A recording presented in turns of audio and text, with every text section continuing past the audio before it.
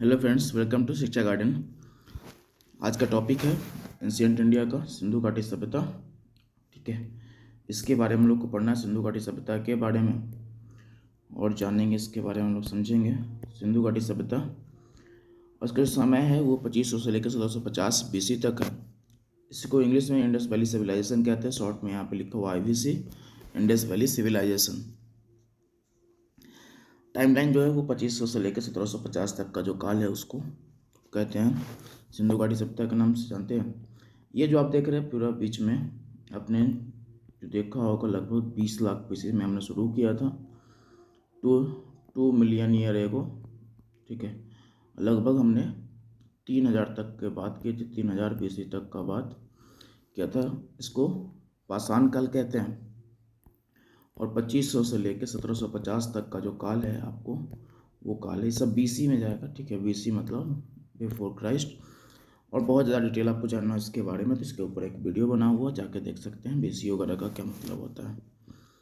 ठीक है, तो 2500 से लेकर 1750 तक का जो पूरा समय काल है उसको BC के नाम से जानते हैं, सॉरी सिंधु घाटी सभ्यता के नाम से जानते हैं। इसी को IVC इंग्लिश में कहते हैं, इंडस वैली सिविलाइजेशन कहते हैं। चलिए इसके बारे में समझने की कोशिश करते हैं, जानते हैं क्या क्या हुआ था। पहली बात तो इसका जो कालक्रम है वो फिक्स ये वाला है। ठीक है, बहुत लोग आपको अलग अलग बताएंगे और बहुत लोगों का दिक्कत नहीं है, दिक्कत इतिहास लिखने वाले लोगों का है, जिन्होंने लिखा है वो डिफ्रेंशिएट रहता है। लेकिन इससे ये जो है अब सही है और सर्वाधिक मान्य माना जाता है यही। ठीक है, वैसे बहुत सारे इतिहासकार हैं, जैसे एक इतिहासकार उनका नाम है जॉन मार्शल। जॉन मार्शल का जो टाइमलाइन है वो है जॉन मार्शल, और जॉन मार्शल का टाइमलाइन है 3250 से लेकर 2750 BC। एक और इतिहासकार है, उनका नाम है DP अग्रवाल। DP अग्रवाल 2300 से लेके 1750 BC। और इवन की NCERT जो है, NCERT वो 25 से 50 से 1900 मानता है। तो अलग अलग है, बस हमको क्या लेना देना, आपको यही सर्वाधिक मानने वाला मानना है। ठीक है, कहीं पे आपको डिफरेंस मिले तो ऐसा नहीं सोचिएगा कि हाँ सर गलत हो जाती है, कहीं कहीं पे मिल जाए आपको, अलग अलग इतिहासकारों में ये सब चलते रहता है। चलो जी, समयकाल ये हो गया 2500 से 1750। इसकी खोज का श्रेय सर्वप्रथम चार्ल्स मैसन को दिया जाता है।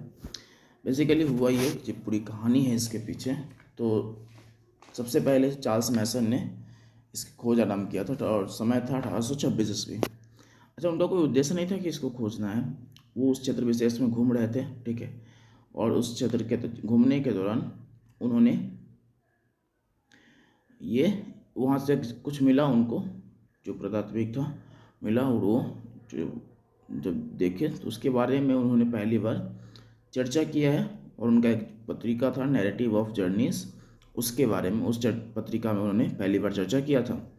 ठीक है, तो पहला उनको श्रेय दिया जाता है कि इन्होंने इसे खोजा था, लेकिन पहली बार वो विधिवत नहीं खोज हुआ, विधिवत तो बाद में हुआ, लेकिन ऐसा उनको जानकारी प्राप्त होता है। फिर कहानी बढ़ती है आगे। 1856 ईस्वी का समय है जब दो व्यक्ति हैं, जेम्स बर्टन और विलियम बर्टन। ठीक है, जेम्स बर्टन और विलियम बर्टन वो लोग रेलवे का काम करवा रहे थे। ठीक है, कराची से लेकर, कराची से लाहौर, ये लाहौर ये कराची। ठीक है, कराची से लाहौर तक का रेलवे का काम करवा रहे थे। उसी दौरान उनको कुछ खुदाई उदाई के दौरान इनको मिला क्या, वहाँ पे कुछ ईंट वगैरह मिल गया और इन्होंने इसका इस्तेमाल भी कर लिया। लेकिन फिर जाकर सरकार को बताया कैसे ऐसी चीज़ें प्राप्त हुई हैं। उसके बाद आते हैं अलेक्जेंडर कनिंघम। ठीक है, उन्होंने इसके थोड़ा खोज किया, सर्वेक्षण किया, पर उनको ज़्यादा सफलता मिला नहीं। फिर उन्होंने एक भारतीय पुरातत्व विभाग का निर्माण करवाया 1861 ईस्वी में, 1861 में भारतीय पुरातत्व विभाग का निर्माण करवाया गया और ये अलेक्जेंडर कनिंघम द्वारा करवाया गया था, उनके नेतृत्व में हुआ था। फिर 1902 में उसी विभाग के एक लॉर्ड, ये जॉन मार्शल है, जॉन मार्शल को निर्देशक डायरेक्टर बनाया था उस विभाग का, भारतीय पुरातत्व विभाग का। और फिर उनके निर्देशन में 1921 ईस्वी में राय बहादुर दयाराम साहनी द्वारा हड़प्पा स्थल की पहली बार खोज की जाती है। ठीक है, और वहाँ से पूरी कहानी शुरू होती है। उसके बाद फिर राखालदास बनर्जी द्वारा मोहनजोदड़ो की खोज की जाती है और अंततः जॉन मार्शल द्वारा 1924 में विधिवत रूप से घोषणा किया जाता है कि सिंधु घाटी सभ्यता का स्थल है। ये इसके पीछे की पूरी कहानी है और बाकी हम लोग इसमें कुछ कुछ बातें हैं उसको देखेंगे। नामकरण कैसे, अलग अलग नाम कैसे पड़ा, वो सब अभी आपको आगे पता चलेगा, ठीक है। क्योंकि वो टॉपिक वाइज है तो हम पहले बता देंगे फिर वहाँ पे डिस्कस करेंगे तो बेकार हो जाएगा, वीडियो ही पर हो जाएगा। इसलिए हम लोग जो जो पॉइंट है उसको कवर कर लेते हैं, जहाँ पे भी आएगा उसके बारे में डिस्कस कर लेंगे हम लोग, ठीक है। चलिए, तो अगला जो है वो विधिवत रूप से सभ्यता की खोज 1921 में राय बहादुर दयाराम सैनी द्वारा की गई थी और इन्होंने जो स्थल खोजा था वो हड़प्पा स्थल था। इन्होंने हड़प्पा स्थल की खोज की थी। हड़प्पा कहाँ पे, पाकिस्तान में पड़ता है, ठीक है। पाकिस्तान का ये स्थल है हड़प्पा, वहाँ पे पड़ता है ये। चलो जी आगे देखते हैं हम लोग। और आगे जो अगला पॉइंट है, इसे ऐतिहासिक युग में रखा जाता है, जानते भी हो गए आप, आधे ऐतिहासिक युग में रखा जाता है और आधे ऐतिहासिक जो प्रागैतिहासिक काल था, प्रागैतिहासिक के बाद का काल होता है, जिसके बारे में ये है कि इसके बारे में लिखित साक्ष्य मिलते हैं लेकिन ये पढ़ा नहीं गया है। उस वाले युग में इसको रखा गया तो लिखित साक्ष्य है लेकिन पढ़ा नहीं गया है। इसके बारे में जानकारी तो है ही लेकिन आप उसको पढ़ नहीं सकते, देख नहीं सकते, ये समझ नहीं सकते हो। तो उस काल को कहा गया है, क्या कहा गया, आधि ऐतिहासिक काल कहा गया है, ठीक है। चलिए आगे देखते हैं। और आगे क्या है कि ये 1924 ईस्वी में सर जॉन मार्शल द्वारा इस सभ्यता को सिंधु घाटी सभ्यता के नाम से घोषणा किया गया। तो सिंधु घाटी सभ्यता के नाम से घोषणा किया गया, लिखिएगा यहाँ पे, ये विधिवत रूप से घोषणा किया गया, ये इनके द्वारा जॉन मार्शल द्वारा घोषणा किया गया है विधिवत रूप से। इस सभ्यता को नगरीय सभ्यता या कांस्य युगीन सभ्यता तथा हड़प्पा सभ्यता के नाम से भी जाना जाता है। तो इसके पीछे कारण है, जो चारों नाम है इसको हम लोग देख लेते हैं यहाँ पे। तो पहला ये है कि सभ्यता को हम लोग सिंधु घाटी सभ्यता के नाम से जानते हैं। क्यों ऐसे जानते हैं, उसके पीछे रीजन है। पहले इसके बाद समझ लीजिए कि घाटी क्या होता है। तो घाटी बेसिकली निचला हिस्सा है किसका, नदी के बाद का। घाटी नदी के बाद जो नदी, मान चलिए नदी बह रहा है इसके बीच में और ये निचला हिस्सा, तो घाटी वहाँ से नचना जो बाकी उस क्षेत्र से निचला हिस्सा होता है, पहाड़ी वाली क्षेत्र से, ठीक है। सिंधु नदी घाटी, सिंधु नदी कहाँ पे बहता है, तो ये देख लीजिए, भारत का नक्शा बनाते हैं हम लोग, इसको इधर बना लेते हैं। ये आपका पूरा भारत,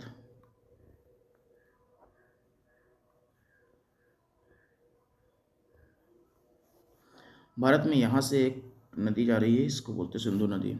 यहाँ से क्यों, क्योंकि तिब्बत वाले रीजन से नदी का उद्गम होता है, इन क्षेत्रों में इस तरीके से नदी यहाँ आती है। जो सिंधु घाटी सभ्यता का विस्तार देखेंगे आप, वो इस पूरे क्षेत्रों में आपको देखने को मिलेगा। ये जो पूरा क्षेत्र है, इस पूरे क्षेत्रों में आपको सिंधु घाटी सभ्यता का विस्तार मिलेगा देखने को, ठीक है। ये जो इस पूरे क्षेत्र में आपको क्या है, सिंधु घाटी सभ्यता का विस्तार है। तो सिंधु घाटी क्यों कहते हैं, सिंधु घाटी सभ्यता क्यों कहते हैं, क्योंकि ये सभ्यता का जो विकास है वो सिंधु नदी के किनारे हुआ, इसी कारण से इसको सिंधु घाटी सभ्यता कह देते हैं। समझ गए। अगला जो नाम है ये है कांस्य युगीन सभ्यता। कांस्य युगीन सभ्यता का मतलब, एक ये नाम है नगरीय सभ्यता, क्योंकि इस सभ्यता का जो बिल्डिंग वगैरह स्ट्रक्चर देखा गया, उसकी जो बनावट थी वो सब जो है नगर के स्वरूप के समान था। नगर का स्वरूप कैसा होता है, तो आपको सड़क मिल जाएंगे, अच्छी सड़क मिलेंगे आपको, ठीक है। नगर के स्वरूप में आपको अच्छा सड़क मिल जाएगा।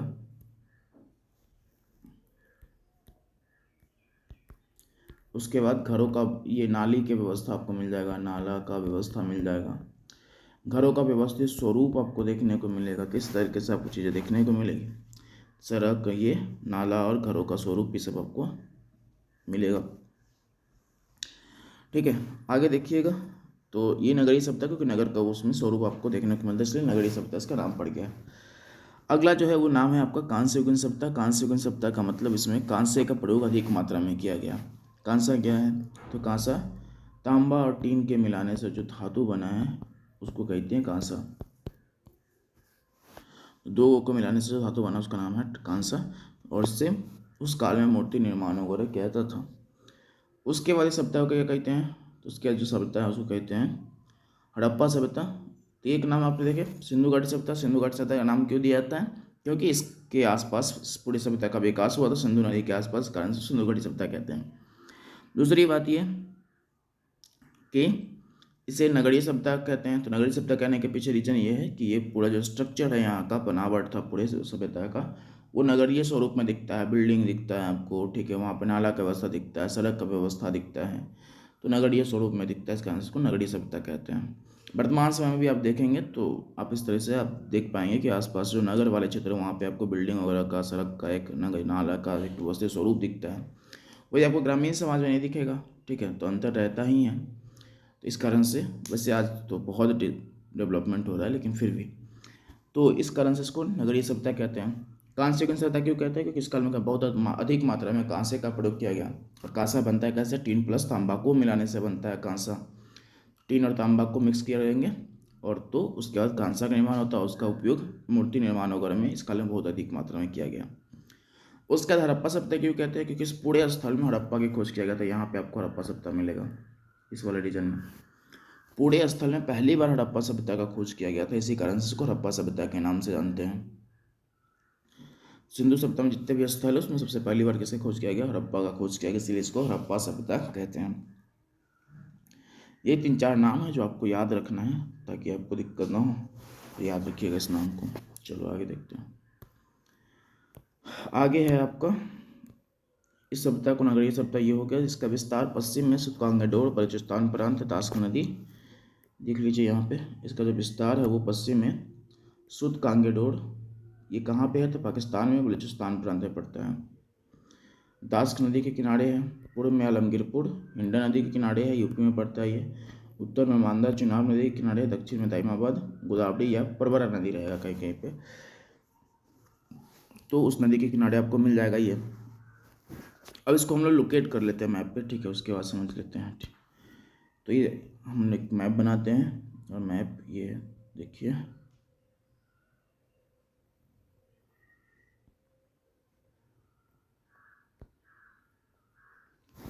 ये आपका पूरा भारत। भारत में जो यहाँ पे मिलेगा आपको वो है दाइमाबाद, दक्षिणी वाले हिस्से में दाइमाबाद, इसी को कुछ लोग दाइमाबाद कहते हैं।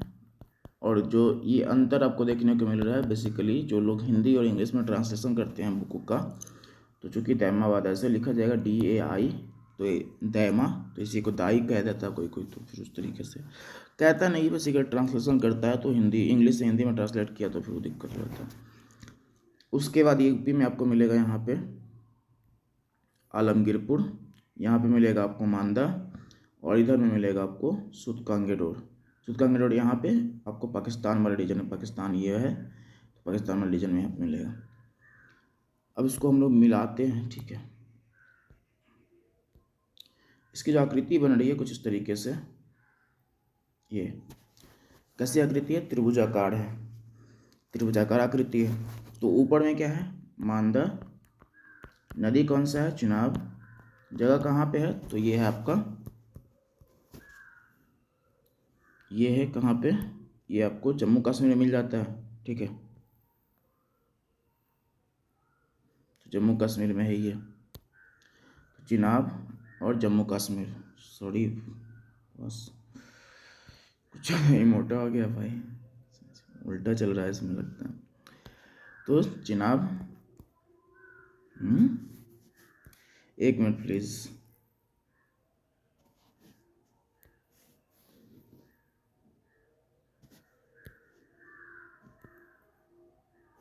इसको थोड़ा और पतला करते हैं, थोड़ा लिखने में बेहतर हो जाएगा। चलिए, तो चिनाब, उसके बाद ऊपर वाले में देखें आप, इसको पूरा हटाओ भाई, पहले एक मिनट दीजिएगा आप समय, ये आपको मिलाइए इसको, ठीक है, इस तरीके से मिलाएंगे आपको तो ये त्रिभुजाकार आकृति में मिलेगा, ये इस तरीके से त्रिभुजाकार। और यहाँ पे क्या आ जाएगा? चिनाब, जगह का नाम क्या है? मांदा, जो कि नदी के किनारे है। कौन सी नदी के किनारे? चिनाब नदी के किनारे, और जम्मू कश्मीर में है।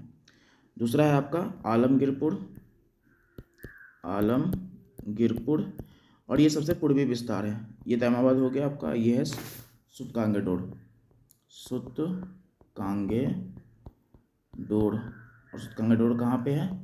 तो ये है आपका पाकिस्तान के बलूचिस्तान प्रांत वहाँ पे कहा जाता है। और आप इसको राज्य से समझ सकते हैं, जैसे हमारे बिहार राज्य उस तरीके से। तो पाकिस्तान के बलूचिस्तान प्रांत में सुतकांगेट रोड है, वहाँ पे इसका विस्तार दिखने को मिलता है। अब ये जो विस्तार है वो एक्सट्रीम है, ठीक है, एक्सट्रीम है। इसको आप ऐसे भी थोड़ा सा और ऊपर करके आप ऐसे लिख सकते हैं, ठीक है, इस तरीके से आप ऐसे एक्सट्रीम विस्तार है। और एक्सट्रीम विस्तार का मतलब इतना, सबसे पश्चिमी यहाँ पे हो जाएगा, सबसे उत्तरी यहाँ पे हो जाएगा मांदा, सबसे पूर्वी हो जाएगा आलमगीरपुर और सबसे दक्षिणी हो जाएगा दाइमाबाद। तो ये 4 विस्तार आपको देखने को मिलते हैं, ठीक है। इसी को आप उस समय से पढ़ रहे थे। आगे चलते देखते हैं। तो ये विस्तार हो गया आपका, नदी वगैरह भी हो गया। नीचे वाले को गोदावरी नदी है, याद रखिएगा। हिंड नदी आलमगीरपुर का है, सब याद रखना है आपको। चलिए आगे देखिए, यहाँ पे जो टोटल विस्तार है वो 13 लाख वर्ग किलोमीटर है विस्तार इसका। और इसी बात को लिखा हुआ है जो हमने दिशा के आधार पर देखा, 13 लाख वर्ग किलोमीटर है विस्तार। 12,99,000 कुछ आता है, तो आप लगभग में इसका 13 लाख वर्ग किलोमीटर ले लीजिए विस्तार। ईस्ट टू वेस्ट 1600 किलोमीटर और नॉर्थ टू साउथ 1400 किलोमीटर। तो जो ये विस्तार है वो ज़्यादा, ये कम। इसी में सबसे ऊपर वाले में यहाँ नॉर्थ साउथ ऐसे करेंगे तो नॉर्थ ये हो जाएगा आपका साउथ ईस्ट वेस्ट दिशा के आधार पे। और इसको आप देख लीजिए, तो ये मांदा हो गया चिनाब नदी के किनारे, आलमगीरपुर सबसे पूर्वी बिंदु यूपी में है, हिंडा नदी के किनारे। दक्षिणी बिंदु दाइमाबाद गोदावरी या प्रवरा नदी, और सबसे पश्चिमी बिंदु सुतकांगेट रोड पाकिस्तान के बलूचिस्तान प्रांत में दास्क नदी के किनारे। तो ये 4 बिंदु जो आप लोकेट करके मैप पे देख रहे थे, ठीक है। चलिए आगे देखते हैं। इसका जो पश्चिम से पूर्व विस्तार है लगभग 1600 किलोमीटर का है, तथा उत्तर दक्षिण विस्तार लगभग 1400 किलोमीटर है। तो अभी जो ऊपर देखे हैं वही बात है। संपूर्ण भौगोलिक विस्तार कितना, 13 लाख वर्ग किलोमीटर है। चलिए आगे देखते हैं हम लोग। इस सभ्यता का सबसे बड़ा जो स्थल है वो मोहनजोदाड़ो है, जो कि भारत में इसका सबसे बड़ा स्थल राखीगढ़ी है, और हरियाणा में मोहनजोदाड़ो सिंधु नदी के किनारे पे है, ठीक है। तो आप ये स्थल देखना चाहें तो ये वाला जो जगह है आपको हरियाणा यहाँ पे मिल जाएगा आपको, हरियाणा यहाँ पे, और मोहनजोदाड़ो इन क्षेत्रों में मिल जाएगा। तो 2 मोहनजोदाड़ो पाकिस्तान में है और भारत में हरियाणा है। सबसे बड़ा स्थल इस सभ्यता का मोहनजोदाड़ो, लेकिन ये भारत की बात करेंगे तो हरियाणा में राखीगढ़ी सबसे बड़ा स्थल है भारत के स्तर पे। पूरे संपूर्ण सिंधु घाटी सभ्यता के स्तर पर जो सबसे बड़ा स्थल है वो है आपका क्या, ये मोहनजोदाड़ो, ठीक है। अगला है राखीगढ़ी की खोज सूरज भान ने की थी, इसको और चर्चा में लाएंगे, ठीक है। इस सप्ताह में मूर्ति निर्माण तकनीक के रूप में लुप्त मोम विधि का प्रयोग किया जाता था। इस विधि द्वारा कांस्य की मूर्ति का निर्माण किया जाता था। यहाँ पे था कर लीजिएगा, ठीक है, किया जाता था। तो आपको लुप्त मोम विधि का प्रयोग इस सप्ताह में देखने को मिलता है। लुप्त मोम विधि है क्या, तो सप्ताह में जो इसका प्रयोग किया गया है इसको देख लीजिए। इससे हुआ क्या, जैसे आपको किसी भी मूर्ति का निर्माण करना तो आप स्ट्रक्चर फॉर्म करने के लिए क्या करें, आप मोम को लीजिए और मोम को स्ट्रक्चर फॉर्म करिए। होता क्या है कि मोम को पिघलाएंगे, थोड़ा ठंडा करेंगे तो उसको स्ट्रक्चर बनाना आसान होता है। उसका कान नाक हाथ आप बना सकते हैं और बहुत आसानी से बन जाएगा, क्योंकि उसको पिघला के आप हाथ से भी कर सकते हैं। और जब स्ट्रक्चर वगैरह बन गया तो फिर आप उसको क्या करिए, सीधा सीधा जो भी आपको मिनिमम जो भी स्ट्रक्चर लगता है आप बनाए हो उसको ठंडा कर दीजिए। ठंडा करने के बाद जम जाएगा तो ठंडा हो जाएगा तो कठोर थोड़ा हो जाता है। और उसके ऊपर से क्या करते थे लोग, मिट्टी का लेप चढ़ाते थे। अब इसके ऊपर से एक लेयर चढ़ाएंगे, इसका मिट्टी का, ठीक है, और इसके ऊपर से मिट्टी का लेयर चढ़ा रहे हैं। अच्छा, ये हम गोला बना रहे हैं, जो उन लोगों को जो भी आकृति बना रहा होगा वो बनाते होंगे, ठीक है। मिट्टी का लेप चढ़ा दिए और मिट्टी का लेप चढ़ाने के बाद यहाँ पे कहीं पे होल कर दिए, यहाँ पे होल कर दिए हैं, ठीक है, यहाँ पे होल कर दिए। होल करने से अब ये क्या, जैसे मिट्टी भी सूख गया, अंदर में मोम भी है वो भी है। जब इसको होल करने का इसको गर्म करेंगे तो मिट्टी से जो अंदर गर्म करेंगे तो ये मोम है, मोम क्या होगा, पिघलने के बाद इस होल से क्या होगा, बाहर निकल जाएगा, इस होल से बाहर निकल जाएगा, ठीक है। तो गायब क्या हुआ है, मोम गायब हुआ है, इसीलिए इसको बोलते हैं लुप्त मोम, ठीक है। मोम गायब हुआ इसमें से, अब इसमें से बाहर निकला तो यहाँ बचा क्या, सिर्फ मिट्टी का स्ट्रक्चर जो बनाया गया था। अब उस मिट्टी के स्ट्रक्चर में क्या किए हैं कि हमने तांबे और टीन का जो मिश्रित तत्व होता है उसको, धातु को हमने इसमें पोर कर दिया है। कैसे पोर करेंगे, तो पिघलाने के बाद तो दोनों को आप पिघलाने के बाद इसको इसमें डाल दिया। डालने के बाद चूँकि मिट्टी का जो है वो स्ट्रक्चर ले चुका है पहले से मोम वाला स्ट्रक्चर, अब उस स्ट्रक्चर में जाके वो मोम क्या हो जाएगा, ये जो धातु है वो जम जाएगा।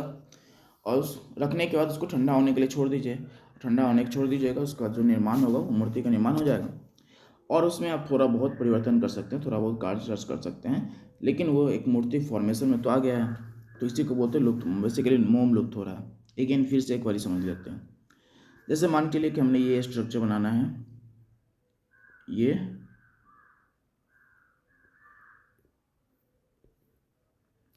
ये हमको बनाना है, तो मूर्ति का निर्माण है, हमको ये करना है।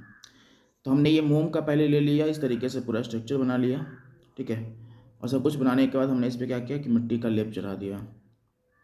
चलो भाई मिट्टी का लेप चढ़ाते हैं। तो मिट्टी का लेप चढ़ा दिया हमने यहाँ पे इस तरीके से। और यहाँ पे कहीं पे हम होल छोड़ देंगे थोड़ा सा, कि यहाँ पे छिद्र रहेगा, छेद रहेगा, तो फिर वहाँ से निकलने में आसानी हो। मिट्टी का लेप चढ़ा दिया। और फिर अब जब सब ठंडा हो गया, तो ठंडा होने के बाद हमने इसको गर्म किया। किसको? पूरे इस स्ट्रक्चर को पूरे को गर्म करेंगे। गर्म करेंगे तो अंदर में मोम है, मोम क्या होगा, पिघल जाएगा। और पिघलने के बाद मोम क्या करेगा, यहाँ वाले हिस्से से बाहर निकल जाएगा, क्योंकि हमें यहाँ पे होल छोड़ा है। अब होल छोड़ा है तो यहाँ से क्या करेगा, बाहर निकल जाएगा। और बाहर निकल जाएगा, अच्छा ये कहीं पे भी होल छोड़ सकते हैं, तो यहाँ से बाहर निकल गया।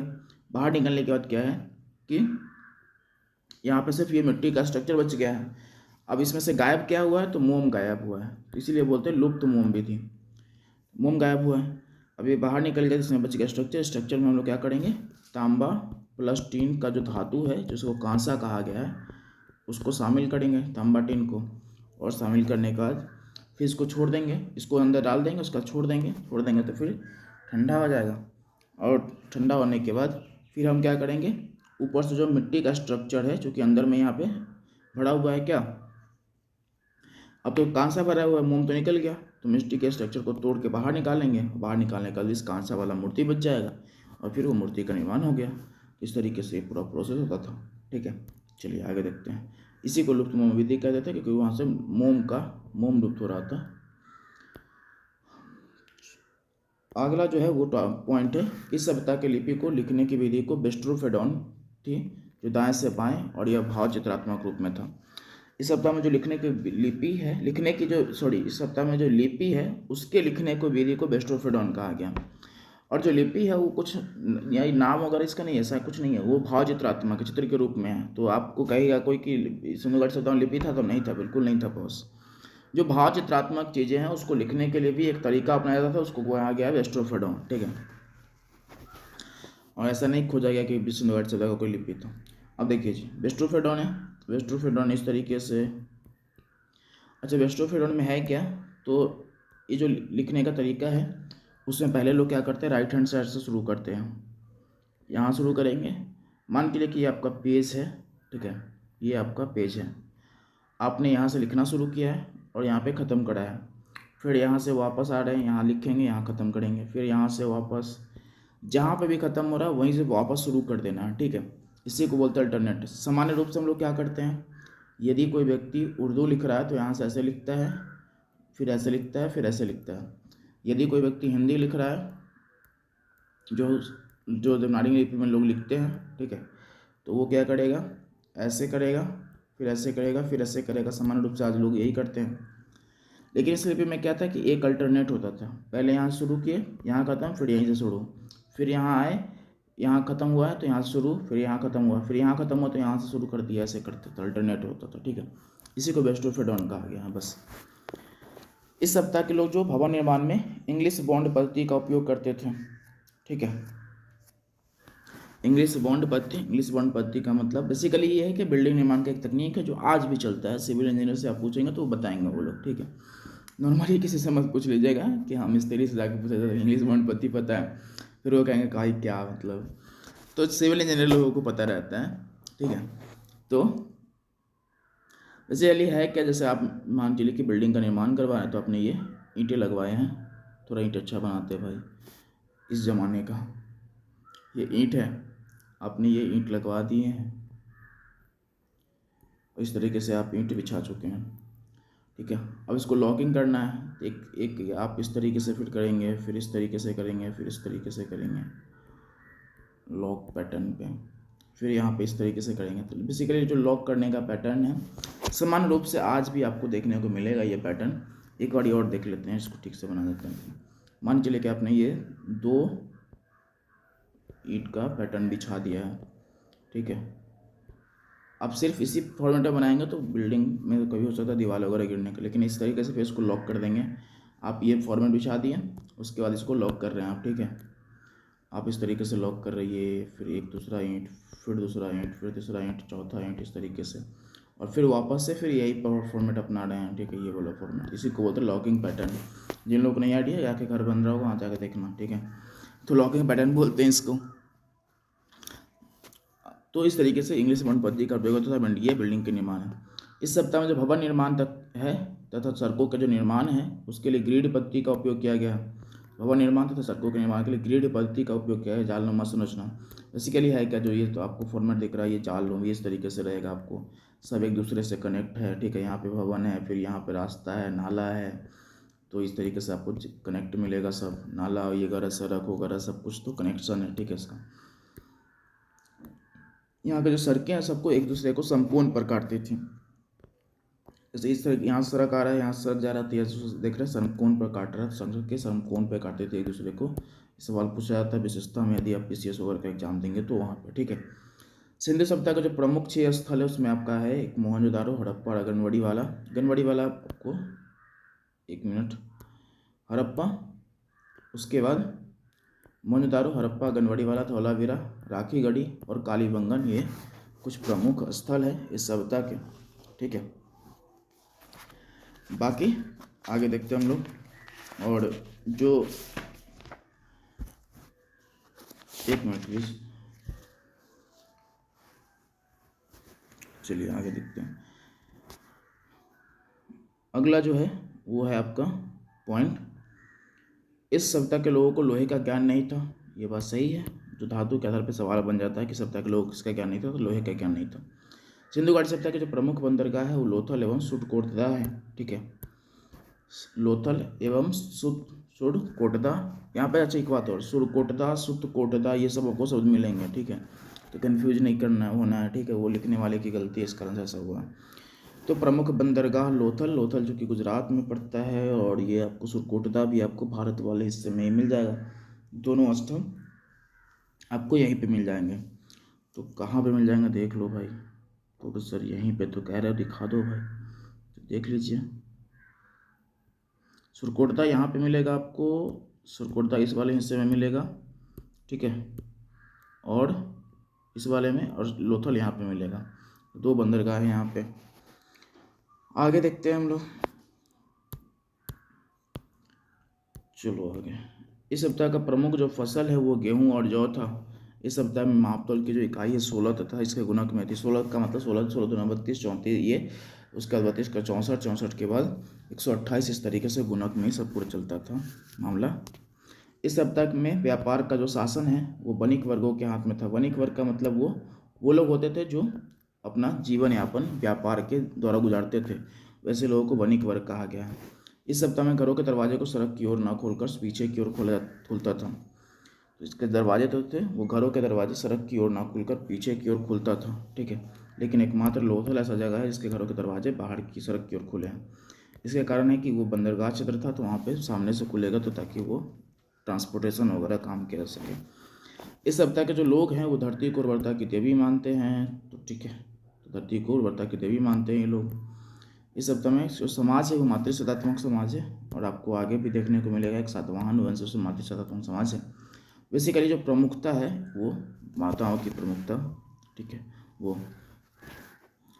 और इस सप्ताह में शिव पूजा, वृक्ष पूजा, पीपल पूजा, कुबर वाला साढ़ तथा स्वास्तिक चिन्ह मिलता है, ये सब पूजा वगैरह किया था इसमें।